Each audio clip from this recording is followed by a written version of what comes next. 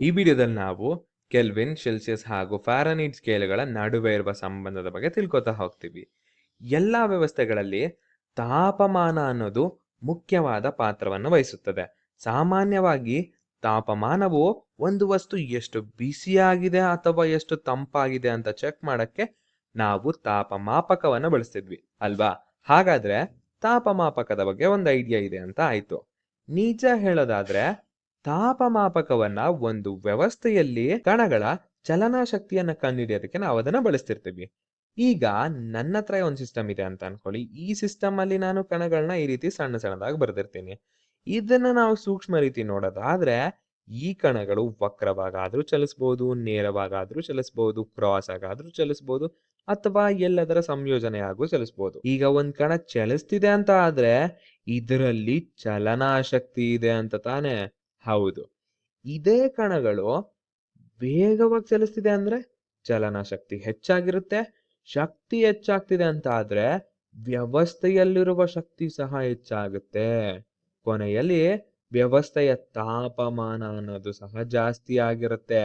ಈಗ ನಾವು ತಾಪಮಾಪಕವನ್ನು ಇಟ್ಟು ನೋಡಿದ್ರೆ ಇದ್ರಲ್ಲಿರೋ ತಾಪಮಾನ ಎಷ್ಟು ಅಂತ ಗೊತ್ತಾಗುತ್ತೆ. ಹಾಗಾದ್ರೆ ತಾಪಮಾಪಕವನ್ನ ಯಾಕೆ ಯೂಸ್ ಮಾಡ್ತಿದ್ವಿ ಅಂತ ಹೇಳಿದ್ರೆ ವ್ಯವಸ್ಥೆಯಲ್ಲಿನ ಕಣಗಳ ಸರಾಸರಿ ಶಕ್ತಿಯನ್ನು ಅಳತೆ ಮಾಡೋದಕ್ಕೆ ನಾವು ಬಳಸ್ತಿದ್ವಿ.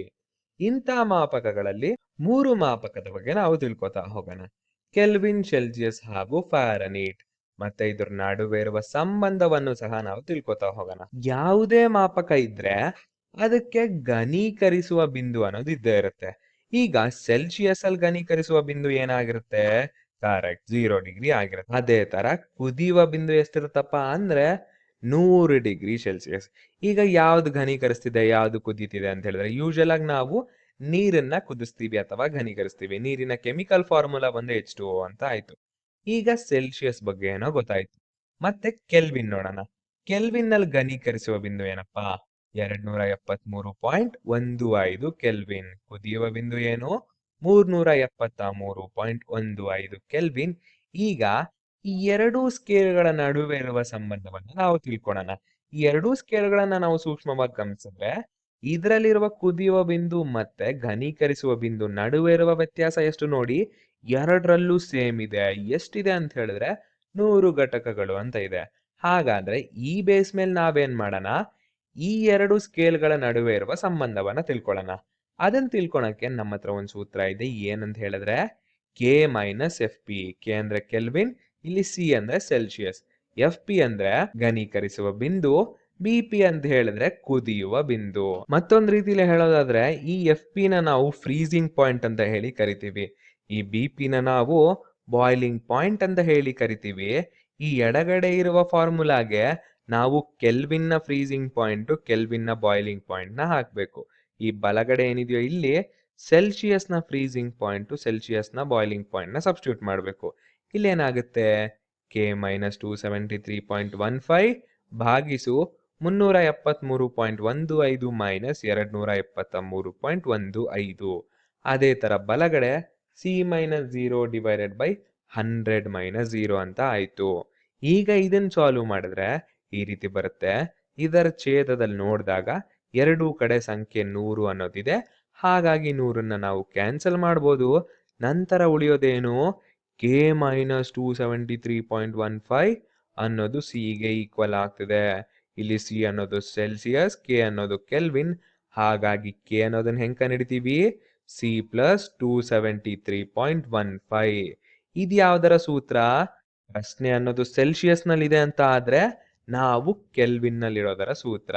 ಅದೇ ತರ ಪ್ರಶ್ನೆ ಅನ್ನೋದು ಕೆಲ್ವಿನ್ ನಲ್ಲಿ ಇದೆ ಅಂತ ಆದ್ರೆ ಸೆಲ್ಸಿಯಸ್ ನಲ್ಲಿ ಬರೆಯೋದಕ್ಕೆ ನಾವು ಈ ಸೂತ್ರವನ್ನ ಬಳಸ್ತೀವಿ. ಹಾಗಾದ್ರೆ ಒಂದ್ ಪ್ರಶ್ನೆ ಸಾಲ್ವ್ ಮಾಡ್ಕೊಂಬರನ್ವಾ? ಈ ಪ್ರಶ್ನೆ ಏನು?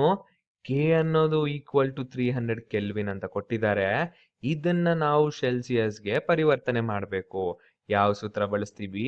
ಈ ಸೂತ್ರವನ್ನ ಬಳಸ್ತೀವಿ. ಹೌದು, ಸೆಲ್ಸಿಯಸ್ ನ ಹೆಂಗ್ ಬರಿತೀವಿ? Kelvin minus 273.15. ಇಲ್ಲಿ ಕೆಲ್ವಿನ್ ಏನ್ ಕೊಟ್ಟಿದ್ದಾರೆ? 300 ಕೆಲ್ವಿನ್ ಅಂತ ಕೊಟ್ಟಿದ್ದಾರೆ. ಮೈನಸ್ 273.15 ಅಂತ ಆಗುತ್ತೆ. ಉತ್ತರ ಎಷ್ಟು ಬರುತ್ತೆ? 26.85 ಡಿಗ್ರಿ ಸೆಲ್ಸಿಯಸ್. ಹೌದಲ್ವಾ? ಎಷ್ಟು ಈಸಿ ಅನ್ಸ್ತಿಲ್ವಾ? ಇದೇ ತರ ಸೆಲ್ಸಿಯಸ್ ನಲ್ಲಿ ಕೊಟ್ಟಿರುವೆ ಕೆಲ್ವಿನ್ ನಲ್ಲಿ ಕನ್ವರ್ಟ್ ಮಾಡ್ಬೇಕಂದ್ರೆ ನಾವು ಈ ಸೂತ್ರವನ್ನ ಬಳಸ್ತೀವಿ. ಅದೇ ತರ ಸೆಲ್ಸಿಯಸ್ ಮತ್ತೆ ಫ್ಯಾರನೀಟ್ ನಡುವೆ ಇರುವ ಸಂಬಂಧವನ್ನ ನೋಡೋಣ. ಈಗ ಫ್ಯಾರನೀಟ್ ನಲ್ಲಿರುವ ಘನೀಕರಿಸುವ ಬಿಂದು ಏನು? 32 ಡಿಗ್ರಿ ಫ್ಯಾರನೀಟ್. ಇದರಲ್ಲಿರುವ ಕುದಿಯುವ ಬಿಂದು ಬಂದು 212 ಫ್ಯಾರನೀಟ್. ಈಗ ಘನೀಕರಿಸುವ ಮತ್ತೆ ಕುದಿಯುವ ಬಿಂದು ನಡುವೆ ಎಷ್ಟು ವ್ಯತ್ಯಾಸ ಅಂತ ಹೇಳಿದ್ರೆ 180 ಘಟಕಗಳು. ಇದನ್ನ ನೆನಪಲ್ಲಿಟ್ಕೊಳ್ಳಿ. ಅದೇ ತರ ಇವೆರಡರ ನಡುವೆ ಇರುವ ಸಂಬಂಧವನ್ನ ಕಂಡುಹಿಡಿಯೋದಕ್ಕೂ ನಾವು ಸೇಮ್ ಫಾರ್ಮುಲಾ ಯೂಸ್ ಮಾಡ್ತೀವಿ. ಇಲ್ಲಿ ಎಫ್ ಅಂದ್ರೆ ಫ್ಯಾರನೀಟ್. ಇಲ್ಲೇನಾಗುತ್ತೆ, ನಾವು ವ್ಯಾಲ್ಯೂಸ್ ಹಾಕಿದಾಗ F minus 32, 212 minus 32, C minus 0, 100 minus 0. ಸರಿನಾ? ಇದನ್ನ ಬಿಡಿಸಿದಾಗ ಎಫ್ ಮೈನಸ್ 32 ಭಾಗಿಸು 180, ಸಿ ಭಾಗಿಸು 100. ನಂತರ ಈ ಸಂಖ್ಯೆ 100 ಅನ್ನೋದು ಛೇದದಲ್ಲಿರೋದನ್ನ ನಾವು ಎಡಗಡೆಗೆ ಕಳಿಸ್ಕೊಂಡಾಗ ಇದು ಅಂಶಕ್ಕೆ ಹೋಗುತ್ತೆ. 100 ಇಂಟು ಎಫ್ ಮೈನಸ್ 32 ಭಾಗಿಸು 180 ಅನ್ನೋದು ಸಿಗೆ ಈಕ್ವಲ್ ಆಗ್ತಿದೆ. ಈಗ ಸಂಖ್ಯೆ 100 ಮತ್ತು 180 ನಡುವೆ ಭಾಗಾಕಾರ ಇರೋದ್ರಿಂದ ನಾವಿಲ್ಲಿ ಭಾಗಾಕಾರ ಮಾಡ್ಬೋದು. 25 100, 29 180. ಹಾಗಾದ್ರೆ ಉತ್ತರ ಏನ್ ಬರುತ್ತೆ? 5 ಇಂಟು ಎಫ್ ಮೈನಸ್ 32 ಭಾಗಿಸು 9. ಇದು ಒಂದು ಸೆಲ್ಸಿಯಸ್ಗೆ ಈಕ್ವಲ್ ಆಗುತ್ತೆ. ನಾವೀಗ ಫ್ಯಾರನೀಟ್ ನಲ್ಲಿ ಕಂಡುಹಿಡಿಬೇಕಂದ್ರೆ ಏನ್ ಮಾಡ್ತೀವಿ? ಸೆಲ್ಸಿಯಸ್ ನಲ್ಲಿ ಕೊಟ್ಟಾಗ ಈ ಸೂತ್ರವನ್ನ ಬಳಸ್ತೀವಿ, ಹೌದಲ್ವಾ? ಈಗ ಇದ್ರ ಮೇಲೆ ಒಂದ್ ಲೆಕ್ಕ ನೋಡ್ಕೊಬರೋಣ. ಏನಾ ಲೆಕ್ಕ? ಈಗ 2 ಸೂತ್ರ ಇಲ್ಲಿದೆ. ಈಗ ಅವ್ರು ಏನ್ ಕೊಟ್ಟಿದ್ದಾರೆ? ಸೆಲ್ಸಿಯಸ್ ಅನ್ನೋದು -40 ಡಿಗ್ರಿ ಸೆಲ್ಸಿಯಸ್ಗೆ ಈಕ್ವಲ್ ಆಗಿರುತ್ತೆ ಅಂತ ಕೊಟ್ಟಿದ್ದಾರೆ. ಅಂದ್ರೆ ಸೆಲ್ಸಿಯಸ್ ಅನ್ನೋದು -40 ಡಿಗ್ರಿ ಅಂತ ಕೊಟ್ಟಿದ್ದಾರೆ. ನಾವು ಫ್ಯಾರನೀಟ್ ನಲ್ಲಿ ಪರಿವರ್ತನೆ ಮಾಡಬೇಕು. ಯಾವ ಸೂತ್ರ ಬಳಸ್ತೀವಿ? ಇದೇ ಅಲ್ವಾ? ಕರೆಕ್ಟ್. ಇಲ್ಲಿ ಫ್ಯಾರನೀಟ್ ಅನ್ನೋದು ಯಾವ್ದಕ್ಕೆ ಈಕ್ವಲ್ ಆಗುತ್ತೆ? 9/5 ಇಂಟು -40 ಪ್ಲಸ್ 32. 5 5, 5 40. ನಂತರ 8 ಇಂಟು 9 ಅಂದ್ರೆ ಗುಣಾಕಾರ, 8 9 72 ಪ್ಲಸ್ 32. ಇಲ್ಲಿ ಋಣಾತ್ಮಕ ಚಿಹ್ನೆ ಇದೆ, ಹಾಗೆ ಬರ್ಕೋತೀವಿ. ಉತ್ತರ ಎಷ್ಟು ಬರುತ್ತೆ? -40. ಇಲ್ಲಿ ನೋಡಿದಾಗ ಸೆಲ್ಸಿಯಸ್ ನಲ್ಲಿರೋ ಕ್ವಶನ್ ಎಷ್ಟು? ಇಲ್ಲಿ -40 ಡಿಗ್ರಿ. ಅದೇ ತರ ಫ್ಯಾರನೀಟ್ ನಲ್ಲಿ ಬಂದಿರೋ ಉತ್ತರ ಎಷ್ಟು? ಅದು ಸಹ -40. ಹಾಗಾದ್ರೆ ಪ್ರತಿ ಪ್ರಶ್ನೆಗೂ ಇದೇ ರೀತಿ ಬರುತ್ತಾ ಉತ್ತರ? ಇಲ್ಲ, ಕೆಲವೊಂದಕ್ಕೆ ಬರುತ್ತೆ, ಕೆಲವೊಂದಕ್ಕೆ ಬರಲ್ಲ. ಮ್ಯಾಕ್ಸಿಮಮ್ ಈ ರೀತಿ ಬರಲ್ಲ ಈಕ್ವಲ್. ಇದನ್ನ ನೀವು ನೆನ್ಪಲ್ಲಿಟ್ಕೋಬೇಕು. ಮುಂದೆ ಹೋಗೋದಾದ್ರೆ ನಾವು ಮುಖ್ಯವಾಗಿ ನೆನ್ಪಿಟ್ಕೊಳ್ಳೋ ವಿಚಾರ ಏನು ಅಂತ ಹೇಳಿದ್ರೆ, ಫ್ಯಾರನೀಟ್ ನಲ್ಲೂ ಸಹ ನಮಗೆ ಋಣಾತ್ಮಕ ಮೌಲ್ಯಗಳು ಸಿಕ್ತು, ಸೆಲ್ಸಿಯಸ್ ನಲ್ಲೂ ಸಹ ಋಣಾತ್ಮಕ ಮೌಲ್ಯಗಳು ಸಿಕ್ತು. ಇದ್ರ ಪ್ರಕಾರ ನಾ ಹೇಳೋದೇನಂದ್ರೆ, ಸೆಲ್ಸಿಯಸ್ ಮತ್ತೆ ಫ್ಯಾರನೀಟ್ ನಲ್ಲಿ ನಾವು ಋಣಾತ್ಮಕ ಮತ್ತೆ ಧನಾತ್ಮಕ ಮೌಲ್ಯಗಳನ್ನ ನೋಡ್ಬೋದು. ಈ ಎರಡೂ ಸ್ಕೇಲ್ಗಳೊಟ್ಟಿಗೆ ನಾವು ಕೆಲ್ವಿನ್ ನಾವು ಕಂಪೇರ್ ಮಾಡಿದ್ರೆ ಅಜಗಜಾಂತರ ವ್ಯತ್ಯಾಸ ಅನ್ನೋದಿರುತ್ತೆ.